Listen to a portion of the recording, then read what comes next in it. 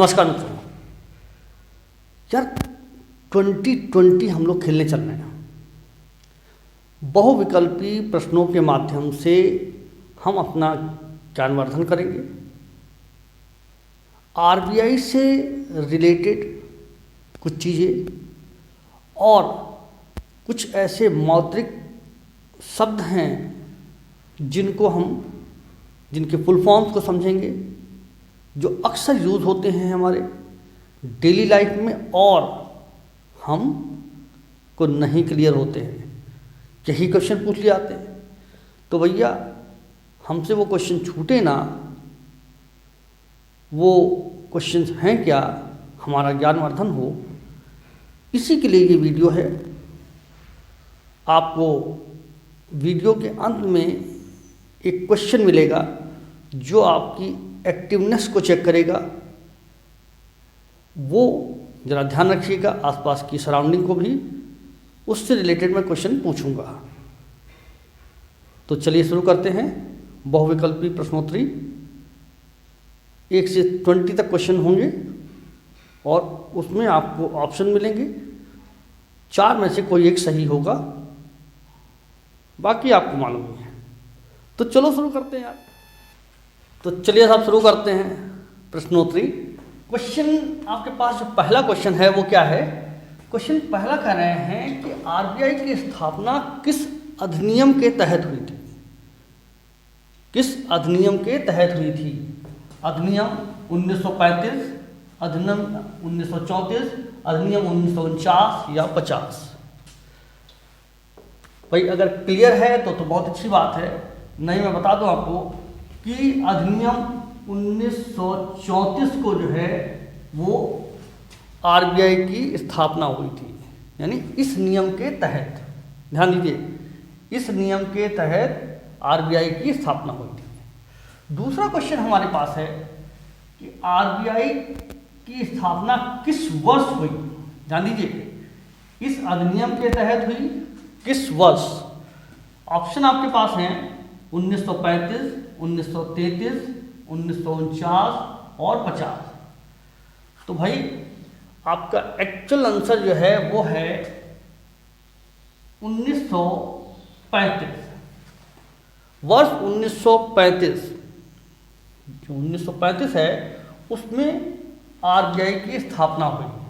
ध्यान रखिएगा, एक साल मतलब ये इसमें डिफरेंस है, मतलब इस अधिनियम को, यानी इस अधिनियम में पारित हुआ ये और इस पे ये स्थापित हुआ। अब भाई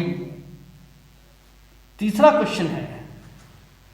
तीसरा क्वेश्चन है, पूछ रहे हैं कि आरबीआई का राष्ट्रीयकरण, आरबीआई का राष्ट्रीयकरण कब हुआ? तो 4 ऑप्शन आपके पास हैं, 1935, 1932, 1949 और 1950। इसमें से कोई एक ऑप्शन सही है। कौन सा सही है? इंटरेस्टिंग क्वेश्चन कि नहीं? तो इसमें सही ऑप्शन जो है, जिनको क्लियर होगा वो तो ठीक है, नहीं मैं बता देता हूं कि ये जो है आरबीआई का राष्ट्रीयकरण जो है वो 1949 में हुआ था। अब भैया ये तो हम लोग को क्लियर हो गई बात। क्वेश्चन फिर एक और है कि यार ये सबसे पहले किस राज्य में स्थापित हुआ? यानी सर्वप्रथम या प्रथमतः जो है ये किस राज्य में आया, या हिंदुस्तान में सबसे पहले ये किस राज्य में स्थापित हुआ? इसकी जो शाखा थी, ये मुख्य हम ये कहें कि शाखा कहें तो वो कहाँ? दिल्ली, महाराष्ट्र, पश्चिम बंगाल या तमिलनाडु? इनमें से कौन सा ऐसा है? तो भाई अगर क्लियर है तो बहुत अच्छी बात है, और नहीं क्लियर है भाई तो मुझे बताना पड़ेगा। चलो लगाएं, लगाते हैं टिक यार। तो भैया एक्चुअल में ये आंसर सही है। कोलकाता में जो है वो सर्वप्रथम जो है इसकी ब्रांच डाली गई। ठीक है, उस समय ये प्राइवेट था, बाद में इसका राष्ट्रीयकरण हुआ है, ध्यान रखिएगा। इसी वजह से क्योंकि खुला इतने में, मगर इसका राष्ट्रीयकरण जो है वो इसमें हुआ है। इससे पहले ये प्राइवेट बैंक जैसे होते हैं वैसे सिस्टम था इनका। बाकी को क्वेश्चन अभी डिस्कस करते हैं, ध्यान रखिएगा। लास्ट में एक क्वेश्चन मैं पूछूंगा जो आपकी एक्टिवनेस को चेक करेगा, आपकी प्रेजेंस ऑफ माइंड को चेक करेगा। वही इसी तरीके के क्वेश्चन इंटरव्यू में पूछे जाते हैं। चलिए साहब, अब ये पूछते हैं हम लोग। तो भाई आगे के क्वेश्चन हम लोग करते हैं। अब क्या कर रहे हैं कि ये जाना हम लोगों ने कि यार सबसे पहले जो है वो कोलकाता में स्थापित हुआ आरबीआई। अब कह रहे हैं कि भाई आरबीआई को स्थानांतरित कर किस राज्य में फाइनली लाया गया, यानी स्थायी रूप से किस राज्य में स्थापित किया गया। तो ऑप्शन आपके पास हैं महाराष्ट्र, दिल्ली, तमिलनाडु, केरल। तो इसमें कौन सा ऑप्शन सही है वो आपको टिक करना है। क्लियर है तो बहुत अच्छी बात है, और नहीं क्लियर है तो भैया हम तो हैं, बताना पड़ेगा। चलो भैया, तो इसमें कहाँ शिफ्ट हुआ था यार, याद है कुछ? महाराष्ट्र, मुंबई। ध्यान रखिए, मुंबई में इसका मुख्यालय है और वो स्थायी है। तो आरबीआई का मुख्यालय मुंबई में है। क्लियर। नेक्स्ट क्वेश्चन ये पूछ रहे हैं कि आरबीआई के प्रथम गवर्नर कौन थे। प्रथम गवर्नर कौन थे? तो एक है ऑप्शन सर ओसबोर्न स्मिथ, दूसरा ऑप्शन है आपके पास डॉक्टर आई.जी. पटेल, तीसरा है सर सी.डी. देशमुख, चौथा है सर बेनिगल रामाराव। इनमें से कोई एक सही है। कौन सा सही है वो आपको टिक करना है। क्लियर हो रही बात? कौन सही है? नहीं क्लियर तो मैं बता देता हूँ यार, जिनको क्लियर है वो तो फिर उनके बल्ले बल्ले, कोई बात नहीं। चलिए साहब, तो ये ओसबोर्न स्मिथ इसके पहले गवर्नर थे। अब भैया पहले गवर्नर थे, अब समस्या ये है कि जो पहला भारतीय कौन था जो गवर्नर बना, यानी क्वेश्चन इस पे यह है, कह रहे आरबीआई के पहले भारतीय गवर्नर कौन थे। ऑप्शन आपके पास है sir I G. Patel, Benegal Ramarao, C D. Deshmukh या रामस्वरूप वर्मा। तो भाई इसका जो करेक्ट आंसर है वो है सर सी.डी. देशमुख। ये आपके पहले भारतीय गवर्नर, ध्यान दीजिए, आरबीआई के पहले भारतीय गवर्नर सी.डी. देशमुख थे। अब यार सी.डी. देशमुख की बात कर ली है तो फिर इनका जरा ये तो समझ नहीं आया कि सी.डी. मतलब क्या है, ठीक है ना। तो इसको देखो, इसी पे बेस्ट क्वेश्चन है कि सी.डी. देशमुख का पूरा नाम क्या है, ठीक है ना। सी.डी. देशमुख का पूरा नाम क्या है? चिंतामणि द्वारकानाथ देशमुख, चंद्रचूड़ द्वारकानाथ देशमुख, चूड़ामणि द्वारकानाथ देशमुख या चंद्रपाल द्वारकानाथ देशमुख। तो भाई इसका सही जो आंसर है वो है चिंतामणि द्वारकानाथ देशमुख। अभी बताता हूँ और भी क्वेश्चन यार, 2020 खेलना है, जाना नहीं कहीं है। अब भैया आरबीआई के गवर्नर की बात हो और डॉक्टर मनमोहन सिंह की बात ना हो तो फिर मामला बनता नहीं है ना, ठीक। तो अब उन पे भी बात कर लेते हैं। तो क्वेश्चन है कि डॉक्टर मनमोहन सिंह किस क्रम के गवर्नर थे, आरबीआई के में किस क्रम के वो गवर्नर थे, ये क्वेश्चन है। तो 15वें, 14वें, 13वें और 16वें, ये आपके पास ऑप्शन है। तो भैया 13 टिक कर दिया जाए। अब जिनको क्लियर होगा ना ना ना ना ना, ये तो गलत। चलो 15वें जो है वो थे गवर्नर जब आरबीआई में थे, क्लियर हो रही बात। तो आरबीआई के 15वें क्रम के यानी 15वें गवर्नर थे, हैं मतलब गवर्नर तो नहीं रहे ना। तो कहने का मतलब ये है कि 15वें क्रम में थे। अब कुछ यार क्वेश्चन जो अक्सर पूछे जाते हैं, या हम ये कहें कि ऐसी चीज़ें जो बहुत ज़्यादा हमारे लाइफ में होती हैं मगर हमको क्लियर नहीं होती हैं, उनके बारे में डिस्कस करेंगे। ये फुल फॉर्म सब लेंगे तो भैया ऐसा है ये 2-2 3-3 ही आएंगे बोर्ड पे यार, तो ध्यान रखिएगा।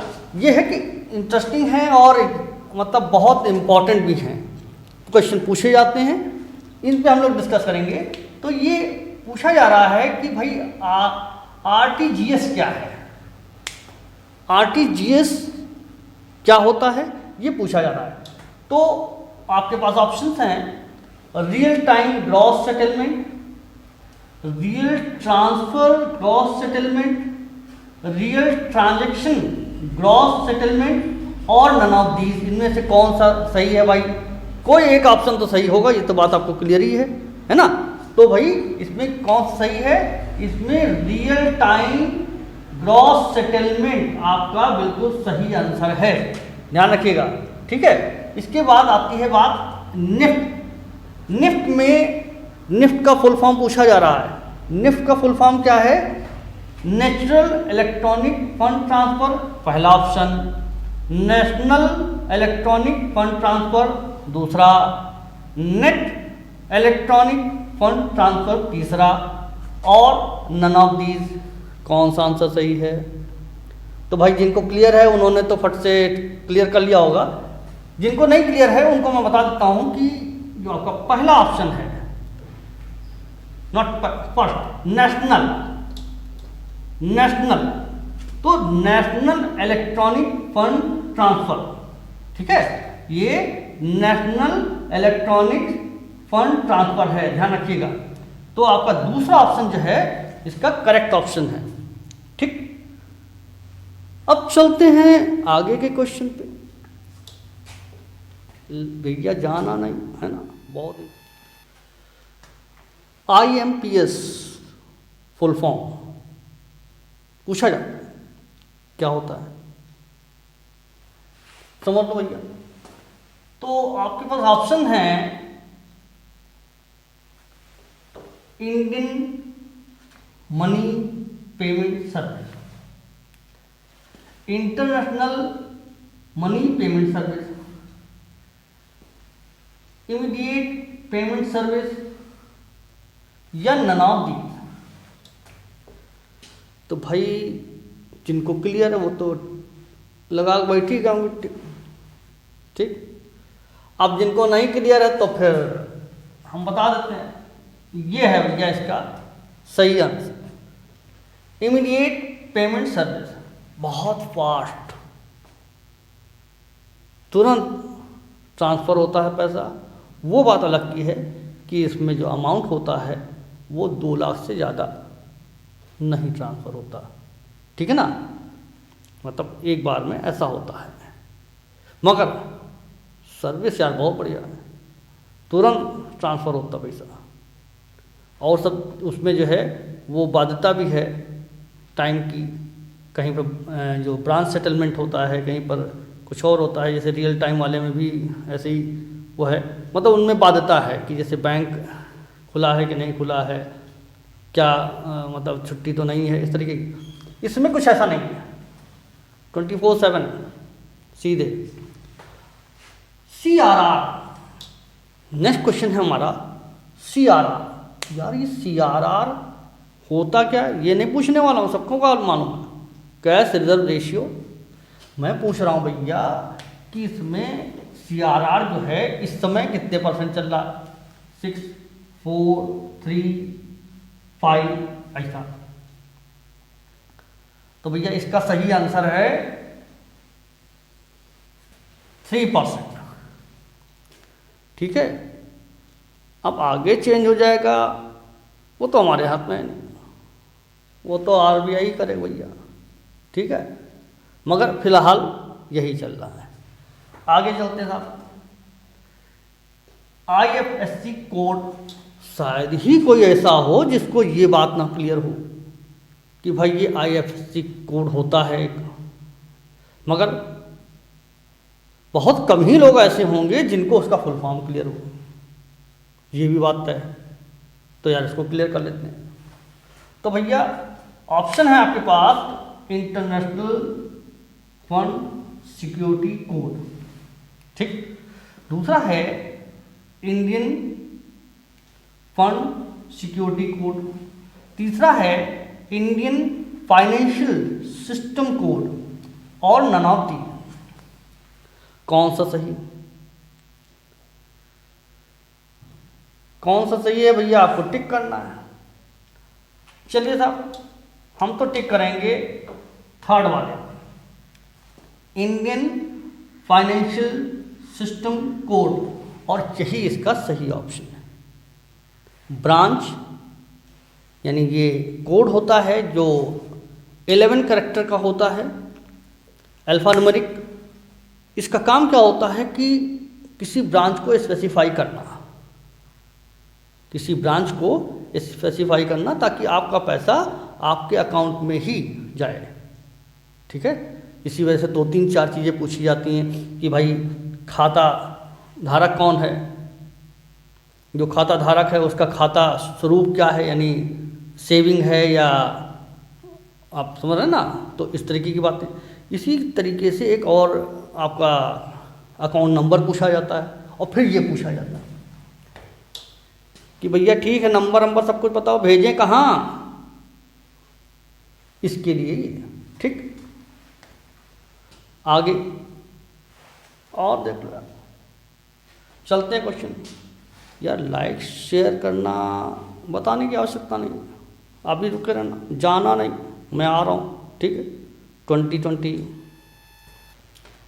अब भैया मनी ट्रांसफ़र की बात हो और भीम की बात ना हो, भीम ऐप की सभी जानते हैं, है ना।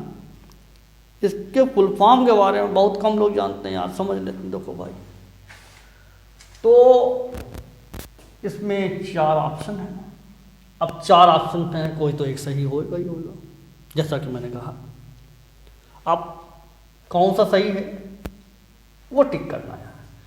तो भैया पहला है भारत इंटरफेस फॉर मनी, दूसरा है भारत इमीडिएट मनी, तीसरा है भारत हैंड इनपुट मनी, ठीक है, और चौथा है नन ऑफ दीज।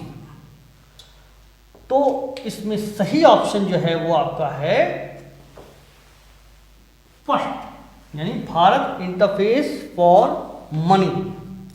अब अगर भीम की बात हो रही है तो एक चीज और भी समझ लेते हैं यार, ये क्या होता है यूपीआई।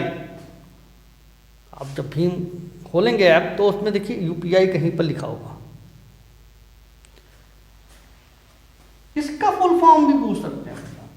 तो ये क्या है, urgent payment interface, unified payment interface, unit payment interface और नन ऑफ दीज। कौन सा ऑप्शन सही? तो भैया इसका सेकंड वाला जो है वो सही है, यूनिफाइड पेमेंट इंटरफेस। ये तो रही बात। अब कुछ मुद्दे इससे होते हैं जो बहुत ज़्यादा इशू बन जाता है जिनके, उसके बारे में भी कुछ वर्ड्स हैं जिनके फुल फॉर्म पूछे जा सकते हैं, उनको भी डिस्कस कर लेते हैं। तो भाई एमएसपी बहुत लोगों को क्लियर होगा, लगातार तांडव चल रहा है, मालूम है आपको, हालांकि वो व्यर्थ ही है, उसका कोई मतलब नहीं है, मगर फिर भी भाई लोग लगे हुए हैं, इनकम जो रुक रही है। चलो आ जाओ, तो भैया ये कह रहे हैं कि इसका मीनिंग क्या है, यानी इसका मतलब फुल फॉर्म क्या है। तो minimum security price, maximum security price, minimum support price और नन ऑफ दीज। तो इसका भैया फुल फॉर्म होता है मिनिमम सपोर्ट प्राइस, जो कि डिसाइड होता है एक कमीशन के थ्रू। उसके बारे में हम लोग बात कर लेते हैं। अभी नेक्स्ट क्वेश्चन जो है उसी के बारे में डिस्कस करेंगे कि भाई ये कमीशन कौन सा होता है। यार ये तो ठीक है, इसको डिसाइड कौन करता है? केंद्र सरकार डिसाइड नहीं करती है, केंद्र सरकार तो मोहर लगाती है। एक्चुअल में वो डिसाइड करने वाला एक कमीशन होता है जो सेंट्रल गवर्नमेंट की कृषि मंत्रालय के अंतर्गत आता है। उसका एक यूनिट समझिए आप। अभी डिस्कस करते हैं। अब भाई हम लोगों ने एक कमीशन की बात की थी। यहाँ पर ऑप्शन नहीं देना है हमको, यहाँ पर आपको कमीशन के बारे में थोड़ा सा जानकारी देनी है, फिर आगे ऑप्शनल क्वेश्चन पे चलना है। तो चूँकि मैंने बता ही दिया था तो ऑप्शन की कोई मीनिंग नहीं रह जाती है। तो क्या है, क्वेश्चन है आपका कि ये CACP क्या होता है, फुल फॉर्म क्या है। यार ये एक आयोग है जो केंद्र सरकार के कृषि मंत्रालय के अंतर्गत एक यूनिट है, जिसका काम क्या होता है, वो मार्केट, इंटरनेशनल मार्केट को रीड करता है। प्रेजेंट टाइम में जो कंडीशन चल रही होती है, प्राइसेस चल रहे होते हैं, जो नेशनल यानी होम मार्केट होती है उसको देखता है, क्या प्राइसेस चल रहे हैं, क्या रिक्वायरमेंट हैं, इनको देखता है।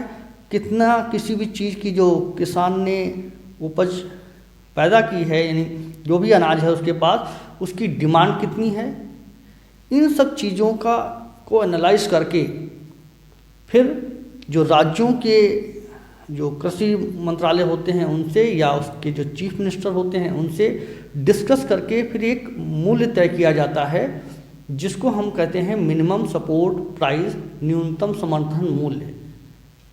वो समर्थन मूल्य जब डिसाइड हो जाता है, यानी जब ट्रैक हो जाता है, यानी क्लियर हो जाता है, अब उसको ये आयोग केंद्र सरकार को भेज देता है कि भाई इस पे सहमति बन रही है। वही जो है केंद्र सरकार की मोहर लगने के बाद MSP हो जाता है। ठीक है, तो ये जो है प्रोसेस है, ये 8 जनवरी 1965 से लागू है। ठीक है ना। अब आते हैं हम लोग क्वेश्चन 19 पे। जाना नहीं 20 अभी क्वेश्चन बाकी है ना। तो भैया 19 पे क्या है, क्वेश्चन नंबर 19 जो है वो कह रहा है कि यार ये MP ध्यान दीजिए, APMC क्या है। APMC के बारे में भी इस वजह से डिस्कशन करना जरूरी है क्योंकि ये भी एक इशू है। मंडी समितियाँ, मंडी समिति जो राज्य सरकार का अधिकार है या राज्य सरकार के अंतर्गत आती हैं, राज्य सरकारें इसको जो है वो डिसाइड करती हैं कि भाई मंडी समिति कहाँ होगी, कैसी होगी, कितनी होगी, ये सब चीज़। तो ये क्या है, एग्रीकल्चरल प्राइस मॉनिटरिंग कमेटी है या एग्रीकल्चरल प्रोड्यूस मार्केट कमेटी है या एक्चुअल प्राइस फॉर क्या है मेंटेनिंग कॉस्ट। ठीक है ना, ये है या इनमें से कोई नहीं।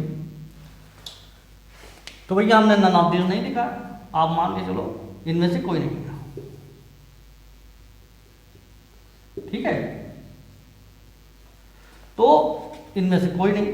तो भैया एक्चुअल में इसका आंसर है एग्रीकल्चरल प्रोड्यूस मार्केट यानी मंडी समिति, जहां पर किसान अपना अनाज जाके बेचता है। ऐसे ही समझिए आप कि जैसे बस स्टैंड, हमको मालूम है कि यार वहाँ पर सारी चाहे दिल्ली जाने वाली हो चाहे आगरा जाने वाली हो, मतलब वहीं पर बस मिल जाएंगी, हम फट से वहीं पहुँच जाएंगे।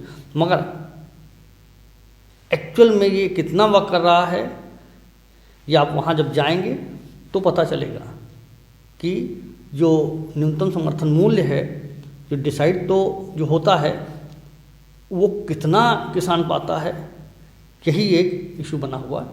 इसी वजह से ये बवाल चल रहा है। खैर वो नेता नगरी की बात है।